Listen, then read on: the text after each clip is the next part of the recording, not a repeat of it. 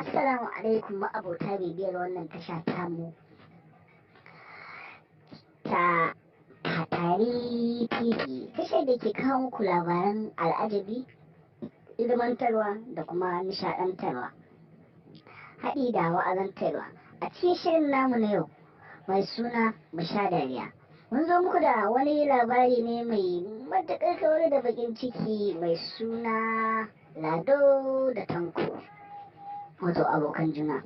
Kafin mu shiga cikin shirin namu gadan-gadan, ku danna subscribe sannan ku danna ƙararrawa domin samun sababbin shirye-shiryenmu da zarar mun ɗora. Mun gode. To ga yadda shirin ko kuma ga yadda labarin zai kasance. Labarin Lado da Tanko, wanda muke masa laƙabi da dariya dole. Lado yana zaune a kusa da abokinsa Tanko, sai Lado ya ce, kai duniya ana abubuwan mamaki. Sai Tanko ya ce, me kuma ya faru? Sai Lado ya ce, wai ina zaune kusa da wata ƙawata, sai ga wata mata mai ciki ta zo za ta tsallaka, sai na ji ɗan cikin nata na cewa ina kwana baba.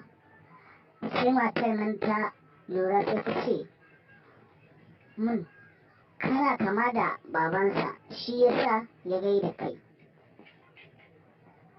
Sai shi ma Tanko ya ce, yo wannan har abin mamaki ne, ni da aka yi min abin da na kusa zaucewa. Sai Lado ya ce, wani abu ne? Sai Tanko ya ce, wai tun daga Kaduna direban motar mu ya rasu, amma ba mu sani ba sai da muka zo Kano, mun je gidan mai aka tambaye shi na nawa za a zuba, sai aka ga ashe ma direban ya rasu har ma ya tsandare. Sai Lado ya ce, wallahi ƙarya ne dan ubanka.